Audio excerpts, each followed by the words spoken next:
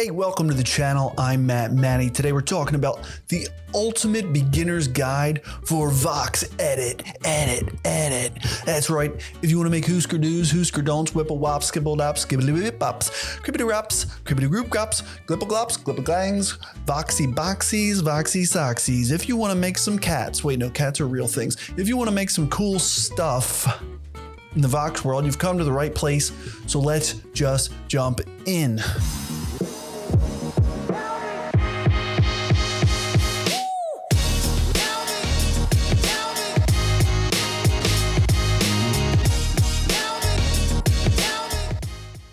All right.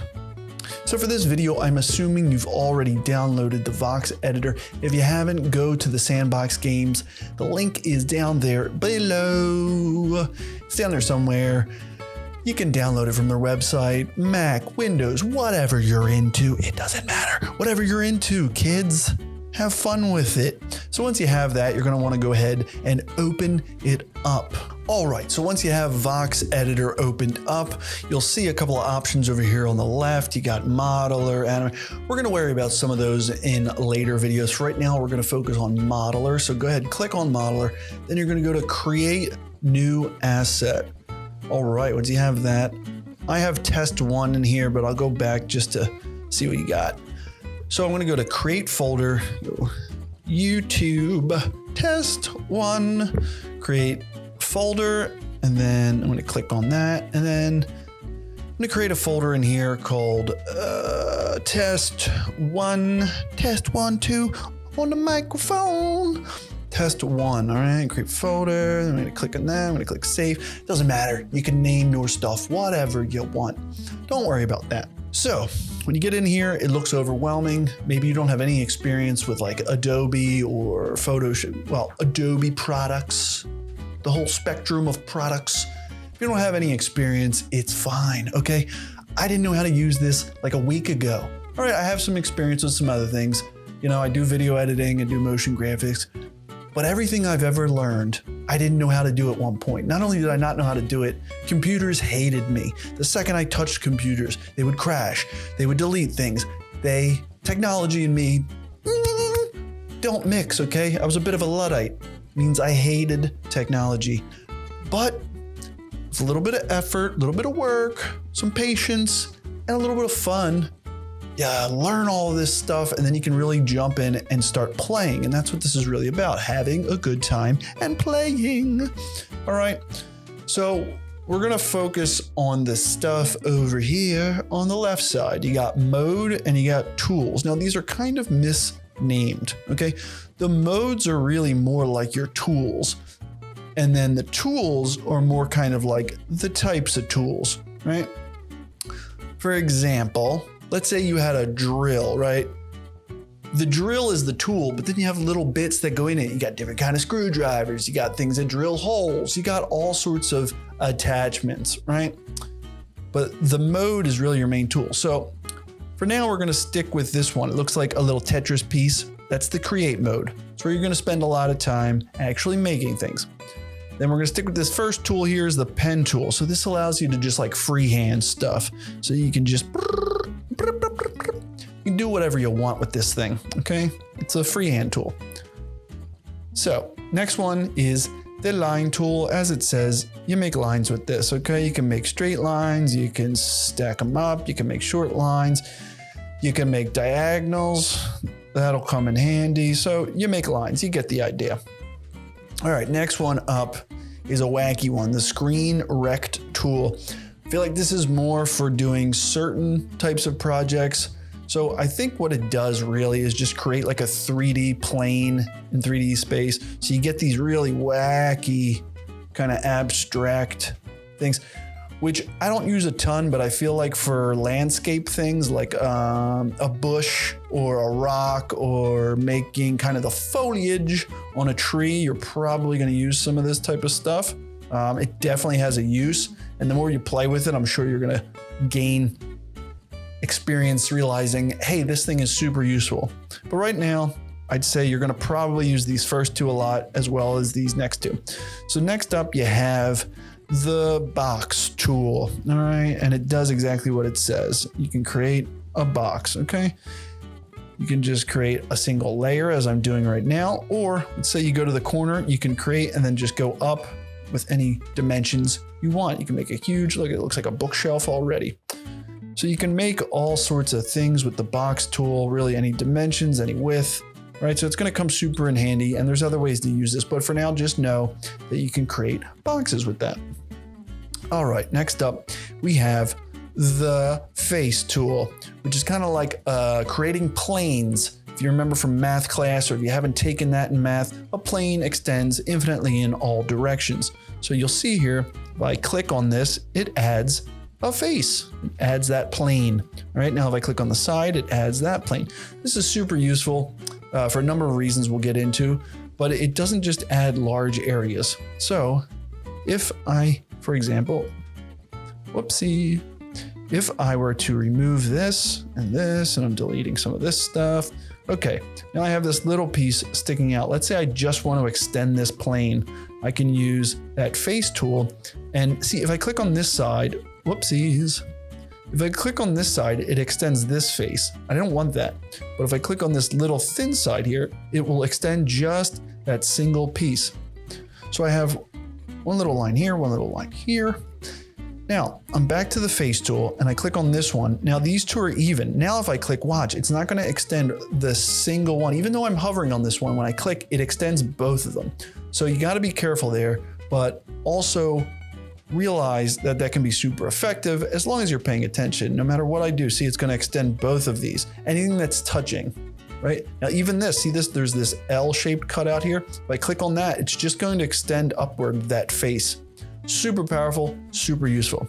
All right, next up, you have the bucket tool. Now, a lot of people probably think this is just for coloring, but it's not. Like I said, you have the mode, which is the main tool, and then you have all of these different options, right? They're kind of like attachments. So think of a vacuum, right? The vacuum is the thing that you're using. It vacuums up. Then you got all them attachment parts, right? Like the tubes and the things and all the, right? You got all that crazy stuff. That's how you got to think about this. This is the tool. These are the accessories, so to speak, right? So don't think this is just for painting. The bucket tool is super powerful. What it does is it fills any volume up with voxels. So if I just click on this, watch, boom, the whole thing is filled up. Super useful. Obviously, for the sake of time and speed, you can build some big things very quickly. Now that we've seen all of the accessories, the tools under the create mode, let's check out some of the other modes. So the next one up would be paint mode. So now again, we're going to start with this first tool, the pen tool. So we're in paint, that's what we're doing. But then we can now utilize all of those different tools underneath paint, okay? Paint is the top, and then these are little accessories that you attach it to paint. Think of like different paint brushes, right? So this one, freehand. So let's click on green. So look, you can just color as you wish. Get all wacky with it. I don't know what I'm making here. Looks like a diseased meatloaf. All right. Then again, we'll go to the line tool. What if I want this whole thing to be green? There you can see I can make straight lines with that, or I can do a diagonal. So the tool functions the same way. It's just the original mode is different, okay? Next we have this, which I've never really used to paint. I guess it could be good for getting kind of like abstract, randomized textures, right? You just want to kind of cover various chunks. Could be cool. Like, let's say I make this a darker green now, and I just want to kind of cover a random area. Boom, boom, boom. See? All right, next we have same thing, the box tool. So if I click on, all right, I want to make this whole chunk here, this corner, this, and then all the way down, this dark green, I can click over and then drag down. And now I have that whole corner. I want to do the same to this. That's how you can use the box tool. It has depth. It changes the color of the entire volume that I select. I could technically select this entire thing. I go from this corner all the way over and then down and boom. Now we have a puke green rectangular prism. I forgot my geometry for a second. Okay, so we're back to the face tool. Now it does the exact same things it did before, but just with color. So any face I click on, it will change that color. All right, you can see super speedy. I love it. And what's cool is, let's say I take this color here. I'm gonna, let's see, freelance, all this stuff. It's all wacky, right? That's not really, it doesn't have to be a perfect shape. So see this wacky shape. What if I want to turn that blue? I can go to the face tool. Instead of freehanding that, I go to the face tool, one click, anything that's touching, okay? So that is going to come in super handy when you increase your speed and you're doing a lot of building. Super helpful. Same thing, look, boom. So it doesn't have to be a perfect shape. It'll fill in for you. Same thing here, boom. All right, and then of course you have the bucket tool again, which will just fill out the entire volume for you, okay? Next, very important, is the erase mode. So the way I like to look at this is in VoxEditor, there's two ways to really build things or to create, there's two ways to really create something. You can either use the create mode where you're building from the ground up with individual voxels, or you can use the eraser and then you have a larger object and you're chipping away at it as if you're carving something. So think of a marble statue. They start with a rectangular prism and then they chip away pieces. So you can chip away voxels to make something. So again, we're starting with the mode, which is the eraser, and then we're going to go back to that top tool, the pen tool, and we can delete freehand. See, just randomly, scattered about, whatever we want to delete. All right. Now we go to the line tool. Again, it deletes in a line, just like it colored in a line, just like it built in a line, okay? Hope this is making sense, and I hope it's not overkill, because a lot of this stuff is confusing to me at least, so I assume it probably was confusing to other people. All right, now we got this thingy. What was this thing? Does anyone use this thing? All right, grab it. It deletes random chunks. See, that's pretty weird. That's pretty weird looking. Then we have the box, which again, you can delete a volume. See, I can pull down and pull over and it'll delete a whole chunk out of this. Then we have the face tool, which, look, this whole top part I don't like. I can just delete. But the important thing to remember here with the eraser is that it deletes not just a face, it deletes by color, which is super effective. Later, I'll show you that by coloring, you're actually able to just delete parts to get a final product. So what I mean is, let's say I want these 4 squares here deleted, but if I click delete now, it deletes the entire face. So I don't want that. So what I can do is, let's take some yellow in our paint. I'll draw a little square here, right? So now I have a yellow square. Now let's go back to the face tool, back to the eraser. Now what'll happen is if I click on this, it's not going to delete this entire top face. It's just going to delete the 4 little squares, the 4 voxels I have that are yellow. And now that there's an indent here, there's a depression. Now, if I click up here, it's going to delete that whole top face. I don't want that. I want to make like a hole here. So what I can do is just keep clicking down on that face until I hit the bottom, see? So using the eraser tool is super powerful combined with paint, because you can just go ahead and paint something and then delete it away. Super effective because it allows you to shape things without having to worry about deleting and then rebuilding. You can kind of use color. It saves your eyes and your mind too. You can use color as a way of keeping yourself sane. Okay, got that. And then bucket, obviously, boom, deletes whole chunks of things also by color. All right, this is a mess. Let's build ourselves a something. All right, we have this wacky shape here. Let's say I don't want this box here. I want to move it down over here. How do I do that? Well, they have this tool right here, which is called the select mode. Now again, select mode is the top tool, and then all these tools are like little accessories, okay? So this, what it does is select things so that you can move them. Now, you can do it any which way. You can do it freehand, you can do it with a line tool, you can do it with this thingy, you can do it with the box, with the face. All right, all of these are at your disposal, but let's say I wanted to move this. How would I do that? Well, I'd probably go ahead and use the box tool, and I would select this, and then I'd go over, then let go. Now you have these dimensional arrows. So I can take this one and move it over, and then I can use the green one, move it down. So now I've taken that from up there and moved it down. So you can do this with anything, which is super, super helpful. Now, a little tip while we're working on the select mode. Let's say I want 2 of these boxes. I want to put another one here. Well, I already have it selected. You can go up to edit, then you can click copy. You can click edit again, click paste. Now I'll just slide that over. Boom, now I got 2 of these things. So this select mode tool is going to be an absolute lifesaver. Like I was building something and I had these like beams going across of this dinosaur cage and there was a ton of them. I would just copy, paste, copy, paste. So you're gonna need that selection tool though. Anything you select, you can then copy and paste. All right, now you have these other 3 tools down here. This is a mess. Why am I a mess?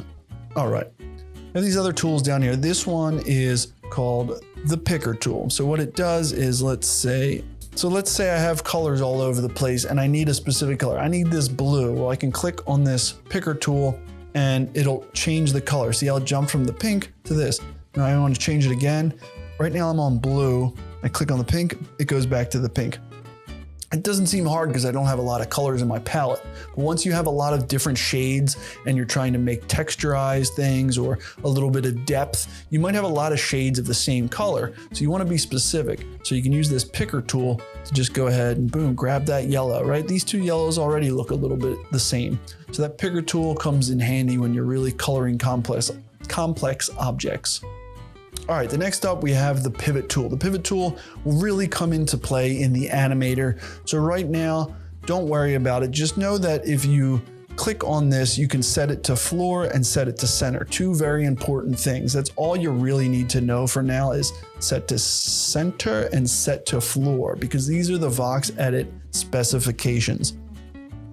So for now, we're good there. Okay, we'll touch on that later. And now, a message from our sponsors. Hi, I'm Matt Manny, and I don't have any sponsors, but man, would I enjoy some. That's why it's so gosh darn important that you hit like and subscribe. Now, back to your regularly scheduled programs. All right, now that we've gone over all of our modes and all of our tools, let's take a look at this top toolbar up here. Now, all the way to the left, you have the return button, which takes you back to the home screen of VoxEditor. Then you have save. Next up, you have these 2 buttons here that do exactly what they say, double size and half size. So if we go ahead and click on double size, boom, you see doubles the number of voxels in your creation. Command Z, go back and undo that. Then we click half size, you see halves the number of voxels. They get bigger basically. You click this one, goes back to where we were, click it again. It basically gives you more detail. You'll see here if I click it one more time, boom, really tiny. You can even see my system starting to lag a little bit, but this does allow you to get a lot more detail and get more textures, almost like surface textures. Let's say you're making an alligator, you can get more detail on the skin, but you do have to be careful because there are limitations, technical limitations within the VoxEditor, as well as in the marketplace. You can check the technical specs. I'll put it down below. So just be cognizant of that as you're working. There are limitations on the number of voxels and the number of faces and the number of sides. All right, next up, we're gonna check out the trim volume tool. So right now, if you see these 3 color swatches, we have a red one, a green one, and a blue one. It says 32 by 32 by 32. Those correspond to these axes that you see here, and that's the total volume of our working space. However, this cube I have here is only 8 by 8 by 8. So let's say this cube was a snowball or a grenade or something that's going to be used in a game. Let's say we have a snowball fight game, right? Now, all of this extra space that's around this cube is going to act like an invisible wall. So if a character goes to pick that up, they're going to hit that wall and not be able to interact with your creation. This is a problem. 1, if you're trying to have fun and play a game. 2, if you're trying to sell something in the marketplace, it's not going to be a creation that can actually function in game. So what you want to do is just go up to this trim volume, click on that, boom. Now look at that. Now these three swatches up here went from 32, 32, 32 to 888. It matched exactly the volume of what we're working on. Now this is important for these simple creations as well as more compound creations, especially when you get into the animator. So just be aware of that before you export, that you are using the trim volume tool. All right, so these next three tools here are the rotate tools, and it just rotates around the corresponding colored axis. So here I have a yellow side and a red side, so you can really see this in action. I'll zoom out a little bit. Boom, boom, boom, boom, boom, boom, boom, boom. You like my song? Boom, boom, boom, boom. All right, so it rotates. You do it 4 times, take 4 rights, and come back and ask for directions. You're right back to where you started, okay?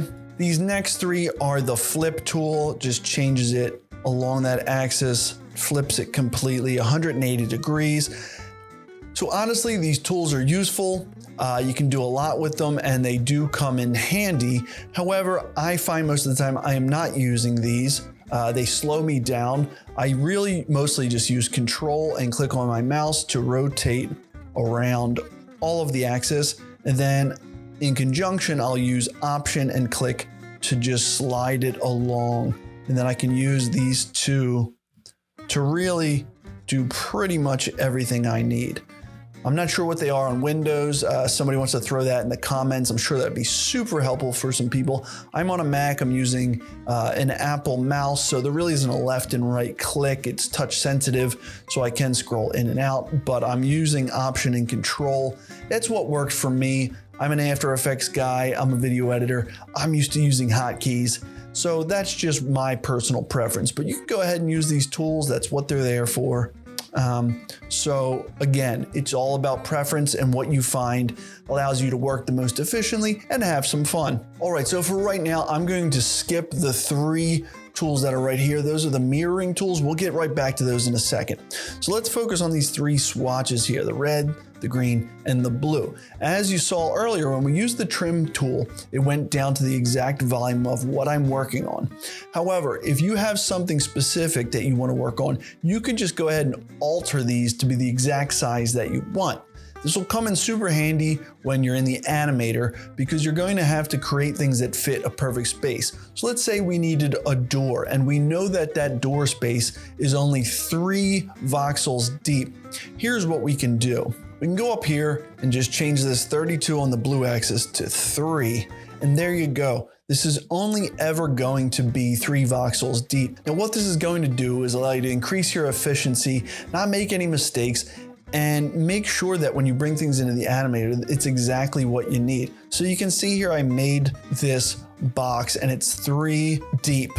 Now this is perfect because I know no matter what I do, I can't add anything to this side. Look, I can take the face tool and click on here and nothing is happening because I've reached the boundaries that I've dictated up here. I only have 32 by 32 by 3. I can click on the back side, nothing is going to happen. I know no matter what happens, my door will be 3 voxels deep. So that's going to come in handy when you get into the animator. So just know it's there. All right, now that we're back to our cube here, let's take a look at these 5 buttons over here. These are really about how you view your creation. So right now I have it on this selection, which is the voxel edges. So you can see those black lines around every single voxel. I like this. It's just a personal preference. Gives me detail and I can just really see what I'm working on. Next one, you can see it's a little bit more of blocks. These 2 are kind of similar. There's not a lot of change. You can see here if I build some stuff. Whoopsie. See here if I add on some voxels, how this looks. Okay, there isn't a huge difference going on. And this last one is totally how to look as an output. Now I use this a lot for coloring. So really my favorite 2 are this one and the one that gives you all the detail. This one really gives you a sense of what something will look like when it exports. So that's really valuable for painting because you get a sense of actually what this thing is going to look like.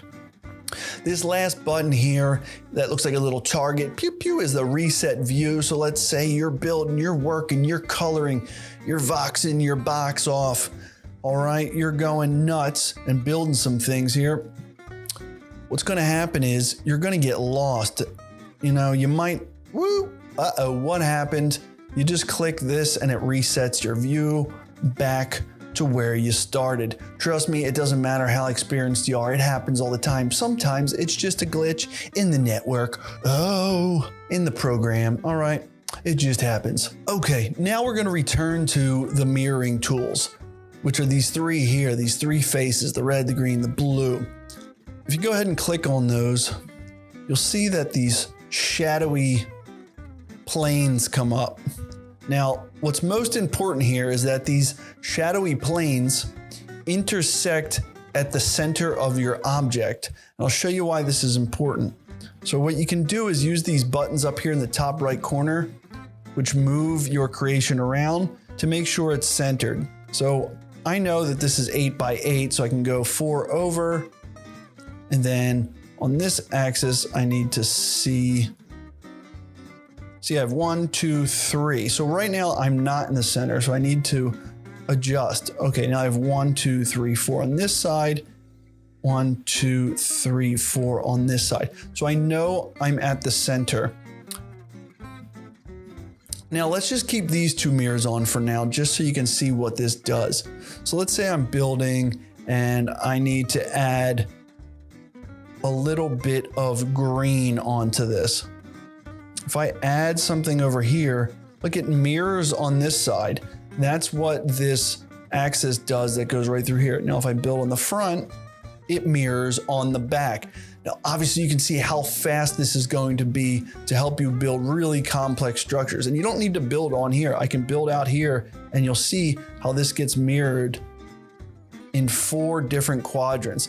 This helps you build faster, but it also helps you build things that are congruent and the same on all sides, okay? Now, if we go ahead and add the green mirror, it's going to build in 2 different planes within the y-axis. So you can see here as I add things in, it builds in multiple quadrants.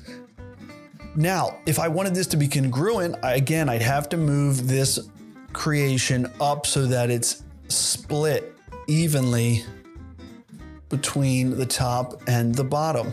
So right now I have 1, 2, 3. It's not quite there. Go one more. Okay, now I have 4 below and 4 above this gray plane. So I know that no matter what I do up here, it's going to be mirrored perfectly below. Now let's say I didn't do that. What would happen? What if these are all a little bit off? So I'll move this one over a little bit. I'll move this one over a little bit. I'll move this one down. Now, as I build, you'll see that on this side, they're touching the yellow. On this side, they're kind of hovering out there. It's because I only have 3 spots over here. So now if I do that over here, you'll see, look, they're kind of close. Then these ones, they don't even add on because they would be inside this structure, okay? So this is why making sure that these mirrors are centered is essential to you building. Trust me, I've made this mistake and I gotta go back and I'm like, what is this thing sticking out? All right, you don't wanna be in that position, okay? So keep in mind, you can have a lot of fun with these mirroring tools. You can create really crazy complex things. Look at that, it looks like leaves already. I could make like the top of a palm tree or something. It's a lot of fun. And really, I had an aha moment when I started doing this and creating really crazy things. And then if you use the face tool, look at that. You can just add these faces and quickly build some kind of structure. I mean, this thing looks insane, obviously, but you can see the power that you have here to really be able to build quickly and creatively. Now, another thing I love about mirroring is when it comes time to color, and I don't want to overthink what I'm doing. I kind of just want like a little bit of texture and life to it. You can mirror this and then you get this pen tool and just kind of go wild with it, different places, and you can get some really cool designs that you would never get on your own. I did this on like a surfboard and I got this really cool like Aztec design. You can kind of just play around and you'll get things that you would never get on your own. You can turn off this mirror, for example, then you start going here and then you just work on a couple of sides at a time. So keep in mind, these mirrorings aren't just for building. You can do it with deleting, you can do it with coloring, okay? Keep that in mind. It'll help you a lot and it just makes this a lot more fun. A last few things to mention here. Down here in the bottom right, you have a couple of buttons here. These are all for different views. Now, because this isn't still in beta, some of these options don't even apply. You'll see this one, for example, should have like a Vox background along these axes. I don't even have that. I don't know why. So these buttons don't really do much for me. This one seems to change the lighting. This one doesn't do anything.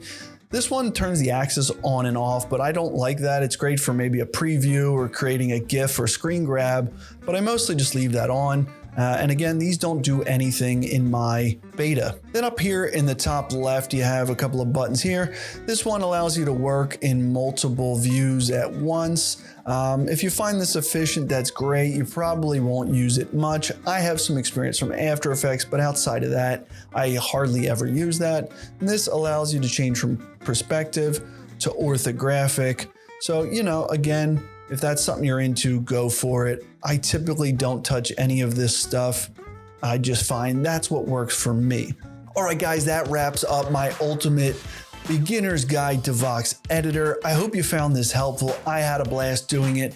If you enjoyed this, hit like and subscribe. I'm going to be having lots more content coming your way. I'm excited. I'm pumped. I love this stuff. If you're interested in the Sandbox game and VoxEditor and just the metaverse in general, maybe you're just a crypto junkie, whatever you're into, I'm just loving this stuff, guys. So let's all join in together. Any questions, comments, throw them down below and I'll get to that. But just stay tuned. There's going to be lots of exciting content coming. So thanks for joining me, guys. I'll see you next time.